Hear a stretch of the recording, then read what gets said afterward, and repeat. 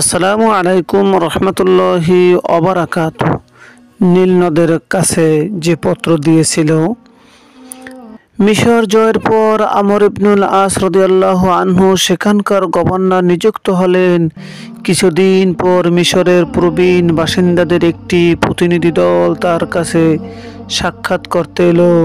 হুজুর, আমাদের নীল নদের একটি নিয়ম আছে, যা পালন করা না হলে সেখানে পানির প্রবাহ বন্ধ হয়ে যায়। নিয়মটা কি? নিয়মটা হলো, প্রতি মাসের 12তম রাতে আমরা একজন তরুণীকে তার মা বাবার সম্মতিতে সুন্দর সুন্দর কাপড় ও দামি দামি গহনা পরিয়ে নদের উদ্দেশ্যে বলি দেই, অর্থাৎ জবাই করে দেই।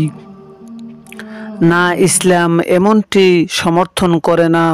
অতীতের সব কুসংস্কার ইসলাম বিলুপ্ত করে দিয়েছে। জবাব শুনে প্রতিনিধি দল চলে গেল। এরপর একে একে 3 মাস চলে গেল। নীল নদ ধীরে ধীরে শুকিয়ে গেল। লোকেরা এই অঞ্চল ছেড়ে অন্যত্র বসতি স্থাপনের জন্য চলে যেতে চাইল। পরিস্থিতি দেখে আমর রাদিয়াল্লাহু আনহু, আমিরুল মুমিনিন ওমর রাদিয়াল্লাহু আনহু এর বরাবর একটি পত্র লিখলেন। জবাবে ওমর রাদিয়াল্লাহু আনহু 2টি পত্র পাঠালেন। একটিতে লিখলেন, আমর, তুমি ঠিক কাজ করেছো।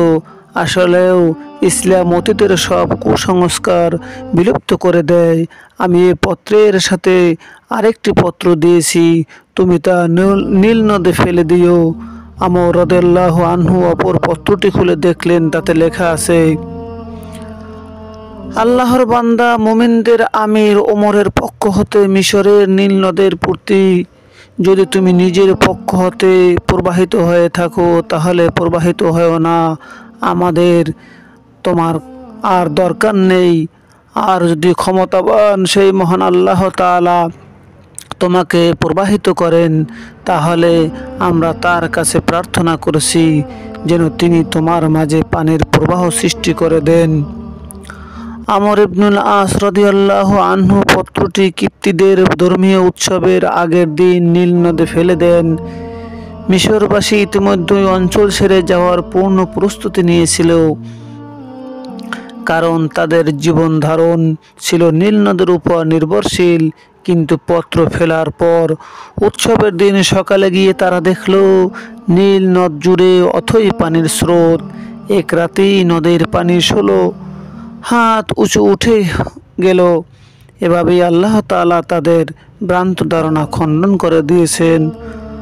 মহান আল্লাহ তাআলা আমাদের বেশি বেশি যেন নেক আমল করার তৌফিক দান করেন এবং খারাপ কুসংস্কার থেকে যেন বাঁচতে পারি।